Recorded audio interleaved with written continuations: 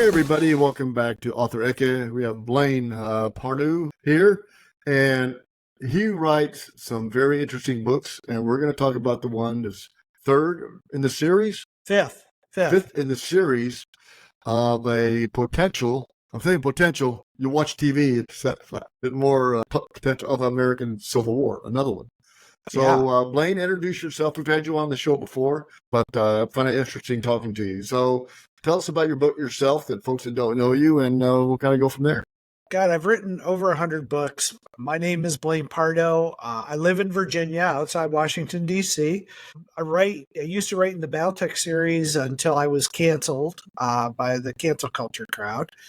I now have several different series with different publishers. The Blue Dawn series is with Defiance Press. The new book is out at the end of May for that series, which is Patrons of Terror.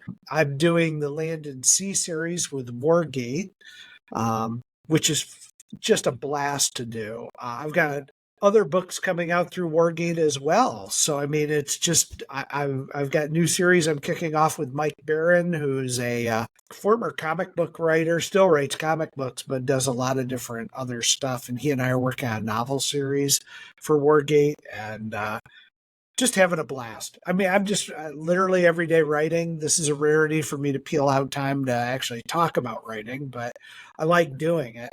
Patrons of Terror is out on the 28th. Nice cover. I love that. I went off script. I didn't have Defiance do my cover. I went out and hired an artist to do my cover, and I was happy as hell with it. It's just... It was fantastic. Sometimes, people don't understand. Covers do sell the books, hands down. Oh, my God, yes. Yeah. I mean, you may not be able to judge a book by its cover, but a cover will sell a book. Oh, yeah, every single time. So, I've been enjoying myself. I've been keeping busy. Excellent. So tell us about how this will evolve from the other four. The story really begins with the overthrow of the government after an election, which here we are in an election year. It's a little bit scary. I killed Joe Biden. Read them while you can, folks. Read them while you can get them. Well, it's funny because a lot of the stuff I've had in the books have come true. Which has been remarkably weird and a little bit creepy. My wife's a little creeped out by it. But, I start with the overthrow of the government. I kill Kamala Harris and Joe Biden on page 6 of the first book. So take it for what you will. And it's really about what happens if the progressives get everything they wanted. They overthrow the government.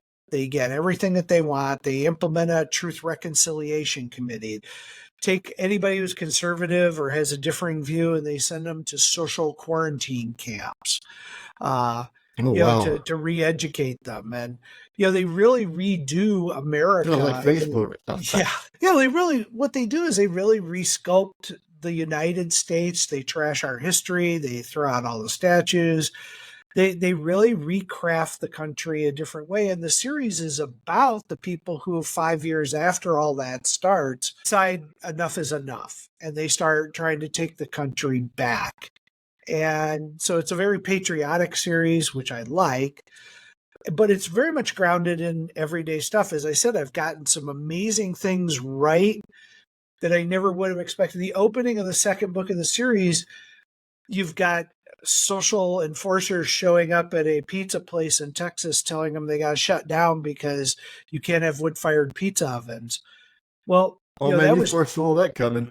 Yeah, I wrote that 2 years before New York decided to try to do the same thing. So there's a lot of stuff in here. I base a lot of it off of watching CNN, watching MSNBC, because they very much broadcast what they want to do. And so I listen to what the other side says, and I give it every bit of teeth that they want to give it, and show how dark and dystopian that is. They're doing, right? Oh, yeah. Well, and they're very open about what they're going to do. They don't, with the Green New Deal, they were very open and direct about what they were going to do. And everybody said it's not going to happen. None of this can happen. So they're doing away with gas stoves. They're going to do away with your air conditioner. They want to, have control over the temperature you set your house to, and things like that. Well, they tell you this is what we want to do and that there's good reasons for it. To me, the reasons never seem to own up to it. And I'm a big believer that whenever government says they're going to fix something, there's always unintended consequences, one, and very rarely do they actually fix the thing they say they're going to fix. Yeah. I would have to say I agree 100%. They either make it worse or move on to something else. Yeah. Yeah. Or call if it you a believe, different name. and I had this discussion with somebody who is a very pro-green person that hates my books, and that's great. I don't care because they're buying them just to get angry. And as long as they're buying them, I'm happy. But they're going, it's terrible. You're making us out so bad. The government is going to really resolve this carbon footprint issue that we have. And I'm like, if you think giving tax dollars to the government is going to in any way, shape, or form affect the actual weather,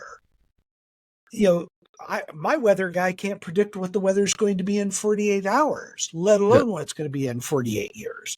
You're crazy to believe that. And I know some people get upset about that and go, oh, you're a denier. I'm not denying anything. I think humans do impact the weather. I just don't think the government impacts it at all. I don't think the government can have any sway on it. No.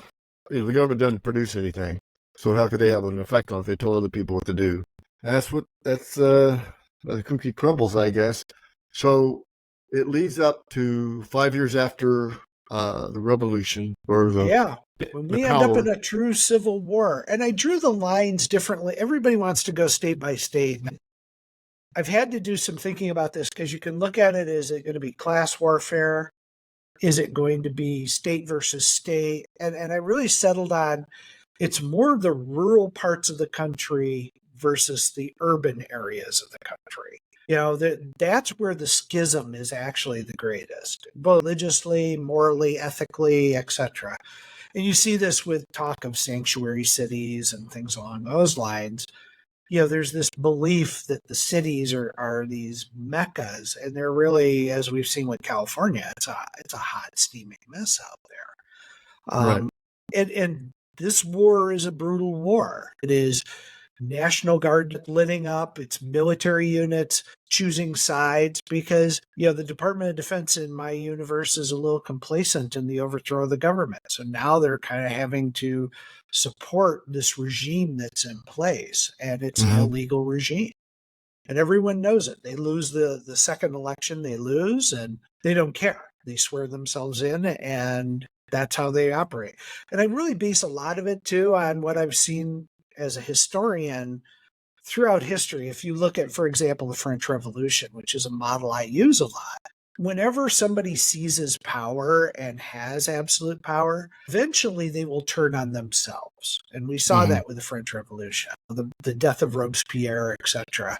They always have to have a target. And having been targeted by the woke myself, and having them come after me, they always have to have a target. They have to have somebody that they go after. They're never satisfied with, we got what we want, we're done. It's now we're done with this. Now who can we go for? And I really wanted to embody that in part of the writing of this, to see what true corruption looks like, and to do it with an American tapestry. Pardon? You live close to it.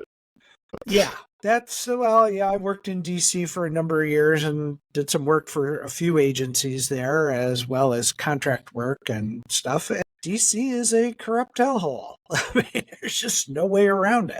I like being close to it because there's parts of it that we see that are both a national story and for us a local story. And I think we get a slightly different perspective than other people do.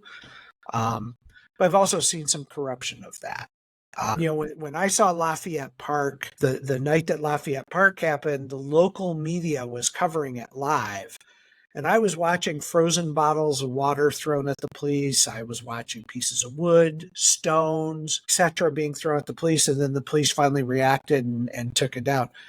The next day, the spin was, it was a peaceful protest. And it was all Donald Trump trying to get a, photo op with him and a Bible over at this church. And I was like, you guys, it's literally the same channel, but the national version was completely different than what we saw locally. And I think that gives me a different perspective and gives me that twist on how the media actually operates. Yeah, I was in DC a couple of weeks ago, as a matter of fact. So, walked around, didn't have any problems. But it's when you have the entire government in one location, it creates problems where Department of Agriculture probably should be in Iowa, Nebraska, Kansas. Interior probably New Wyoming, Montana, Colorado. I mean, kind of break it up. That's where they need to be, but it's not. It's where the lobbyists and the money's at, and that's a shame. Well, you look at every politician that comes to Washington, D.C., no matter what their intentions are. I think a lot of them come with good intentions, and the minute they arrive, they're corrupt. They're supposed to make, what is it, $186K for salary? Yeah. And you see these guys walking away with, millions, $1 million, $2 million their first year. Yes, it's legal, but is it ethical? And I think that's a question that a lot of people are wrapping their hands around. You have people. I heard the president the other day talking that he was a teacher at University of Pennsylvania. He was a professor there. He got paid $1 million, but he never taught a class. Well, is it ethical that he was given $1 million by a university for nothing? Clearly, they were buying some sort of influence or some sort of connection. He never taught a single class. They were paying for his intelligence. Well, that's the thing. You know money. And Nancy Pelosi just closed out a huge stock deal, and I'm like, how can these people be trading stocks, or their family members trading stocks, when they're the politicians and they know what bills are going to pass and what regulations are going to come in and how that's going to impact companies? Yep. The level of corruption is so deep. I think even the best meaning politician, when they get here, are immediately corrupted. They can't help it. I would say so. Who tell us about the main characters in the book? Well, I have the villain in this is based on AOC, Osteo-Cortez. I couldn't pass that up in any way, shape, or form. She's in many ways very brilliant. I watch her, and she has taken pages right out of Trump's book. She says outrageously stupid things, but the media covers it. And she knows that and plays that to the T. And I see her as the perfect villain in this book, because she doesn't really care about the results. She would see Rome burn to rule over its ashes. Yeah. And she's the bad person in this book. And it's been fun because, God, she provides me a lot of material on a weekly basis. The good guys, it's actually an ensemble cast, which I like. Some people don't. They're like, I want to follow one guy, one character through all this. I usually have an ensemble of about 8 different characters. And I introduce in each book of the series, I introduce a couple of new characters who offer a very different perspective to what's happening. Because it's very hard, I think, to digest the overthrow of a government, etc., without a lot of different eyes and people who are on the ground who see what that looks like. So I'm really planning on, I think, 2 more books in the series to kind of wrap it up. But there's so much fertile ground that's covered. There's a lot there I can go back and add a book, standalone books in the series down the road. So it's really interesting. I've had a lot of fun. I learned a lot. I have the biggest. That's what people don't realize. You learn a lot I've learned more by writing than I did by just reading. Oh yeah, if that makes sense. Yeah, well, I was at the Alamo this weekend doing some research. So and I have the Alamos in the second book of this series. I was looking at for something else, but yeah. A lot of the focus is on this huge battle in this book that gets resolved finally. It's been 3 books coming up in New Hampshire.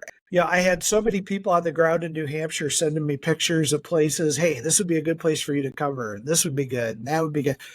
And I use Google Earth. I go down to the street level and look at these places. So when you get a description of my book about what's happening, I'm actually looked at that location. Some of the places are actual places, and that I think adds a level of realism to it. And it's just been fascinating to do this stuff. It's just so much fun. There's so many places in the United States I wanted to blow up, and I get to do that. You know, be it right, wrong, or indifferent. You know, so it's kind of fun to play with the tapestry of what is the United States. Mm-hmm. And I just want to clarify, he's talking about his book, folks. He's not. Yeah. I'm only talking in the books, not from real life. I don't have any skills or desire. But in the books, I'm able to kind of, take on some of those horrible places and reflect them. That's a shame I even had to say that. Oh yeah. Wow. So you writing a book series like this, I guarantee you, I'm on some sort of list with the Department of Homeland Security. I will assume so. So you wrote 5. You're going to write potentially 7. Yeah. How many words do you write a day? It varies anywhere from 1,000 to 6,000. That's and 3 to 10 pages a day, maybe something like that. I don't know. I never look at my page count. I just write. Break away. So you do write a lot. So you're gonna have. So are they yearly releases? If you write 2 more, or yeah, this series I tend to do 1 a year. I'm going to start on this book this autumn, the next book in the series. Which is great. I like a little breathing room between them so I can kind of clear my head. But on any given day, like right now, I'm working on 3 different books. I'm writing 3 different books. Do you have a hard time keeping them all separated, or because they're so different? No, I have a hard time remembering people in real life, though, remembering their names and things like that. I have so many fictional characters bouncing around in my head that it's hard for me to kind of keep those things straight. And I spent a lot of time in front of the computer, obviously. Yeah, of course. Unless you read it by hand, and I'm like, oh my God. I couldn't do that. I don't know how that people did it. I mean, I admire those writers back then. You couldn't read mine. I'd have to dictate it to somebody because you couldn't read my writing. But I'm writing all the time. So when I went to the gym this morning, and while I was working out, I was mulling over some of the stuff I wanted to do today and make sure I included in the story. I do a lot of hands-on research. So for the series I'm doing with Mike Barron, we had a certain sniper rifle being used by one of the characters. I actually went to the manufacturing facility here in the U.S. where they made it, got to hold the weapon, got to spend some time with it. Cool. So when I write about it, I'm writing about it from my perspective of I've actually held this weapon and utilized it as it's intended. I do a lot of stuff like that. Last year I went to Best Ranger competition, because I was doing a military sci-fi series. I went as a member of the press to Best Ranger competition. So I spent my days running around after the Rangers who were competing in this thing, and it was amazing. But it is amazing. Oh yeah, it's tough. I just immerse myself in the writer lifestyle. Well, people can tell that when they read your book, right? Yeah, I think it's so. Evident. I think people like that. Read my 104. It just came out the other day, and they said you can tell by the writing that I did. I mean, I wasn't in World War I, but I was in the Army.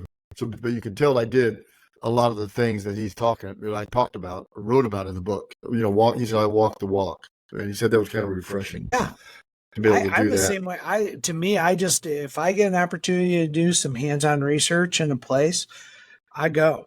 And I don't do it with every geographic location. The Alamo is special because I got an idea for a project. Probably 2 years from now, I want to hop into on that. But being there is something I always wanted to do, and being able to see that. It's a cool place. Oh, it's fun. It's very cool. I got my Davy Crockett shirt on right now. It says "Hold my beer." Hold my beer. It's very cool. The Riverwalk's kind of cool too, which is real close across the street. The Riverwalk was cool. It was culturally it was cool. There's a lot of touristy stuff there. Oh yeah. We went out and went to eat at barbecue places that the locals eat at downtown. So we had to do some pretty serious Lockhart's closer. They got some great barbecue food in Lockhart, which is down. God. I guess I've always wanted to have Texas brisket, and we got it this time, and it was wonderful. It's different than barbecue in the East Coast, Texas, right? I think the East Coast is more like a vinegar base. than Texas, but yeah, like South Carolina or North Carolina. So Well, the what the Texas other? barbecue just melts in your mouth. I mean, it Oh, it's is good. so tender. It's excellent. So what Uh, is about your other books, your other series? I'm interested in those also. Your BattleTech. That's been around a while, right? yeah, Battletech is what I got banned from. Uh-huh. That's where the cancel culture crowd came after me. I had a stalker. As a matter of fact, I just got out of court getting the protective order extended with my stalker for another 2 years. Yeah, I had a stalker that then turned it into a social media campaign against me, and they decided to side with the crazy person and not publish my stuff going forward. So I started my own series with a friend of mine, Brent Evans, and it's called Land and Sea. We did 6 books last year to launch the series. Mm-hmm. And we've got a graphic novel coming out this summer, late autumn or early autumn. We have a new trilogy in the series coming, and another author's coming in to write in the series. So there'll be 4 or 5 books in the series this year, on Do you top of spin the books 6 off of we it, did. or do you Pardon? spin? Do you spin characters off of it to Some of do them their are. own Some of them thing? we carry on, and then we. So you're creating a graphic, illustrated book, Yeah. and this is the first one, evidently, that Yep. you've done. It's a graphic novel. It's called Land and Sea Paradise. And it's just a lot of fun to we literally built when we wrote Land and Sea, we left Hawaii kind of alone, that it was cut off and we didn't know what was going on there because we knew we wanted to base the graphic novel there. Oh, We hooked up nice. with a great guy to do it, Scott McNally, and it's been a blast to see some of the stuff I Mhm. write about in more visual artwork form. So when is that going to come out? It should be coming out late this year. I've seen a lot of the pages already. They're done. We've got a bunch of covers that are done. I'm new to writing comic book stuff, but Scott did the Mm-hmm. heavy lifting on the script. I did the overall arching story, and he took it, made it into something That's good. pretty cool.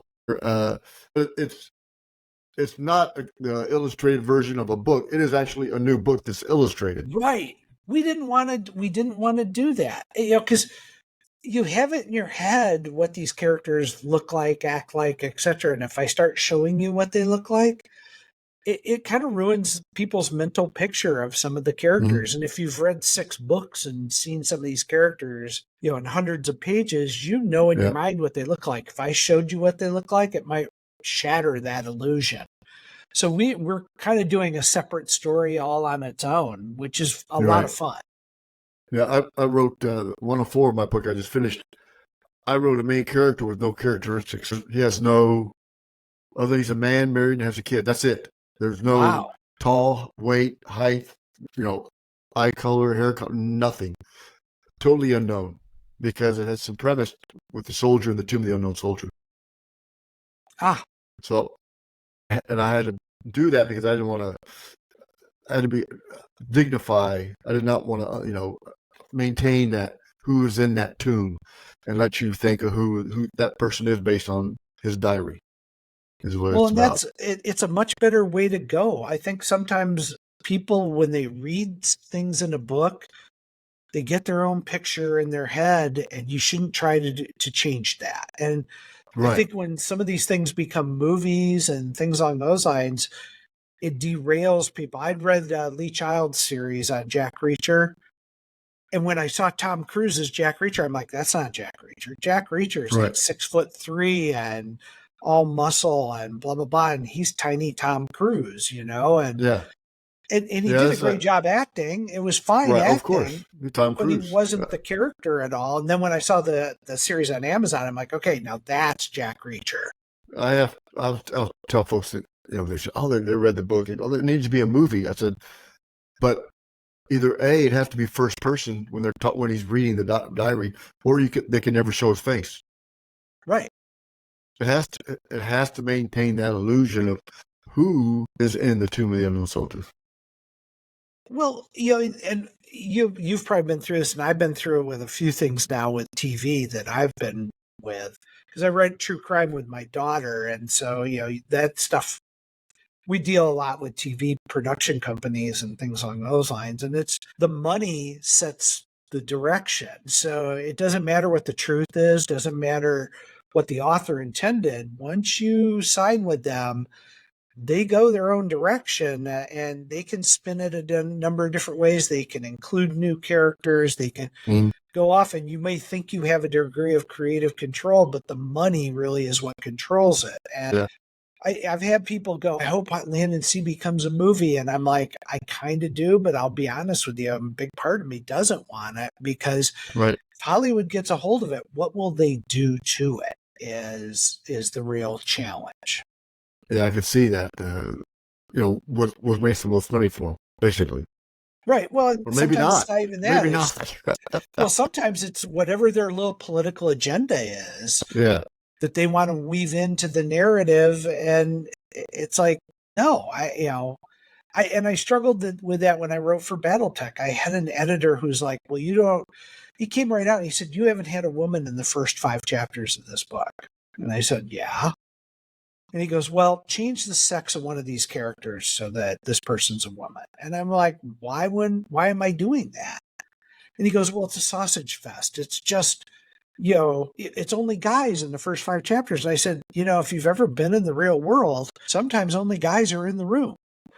Right. Yeah. Sometimes only women are in the room. Sometimes guys and women are in the room. It's okay to not do that. But there's this now thing of the perception that, well, if you change that character, somehow that's going to bring new readers in or make people like it more.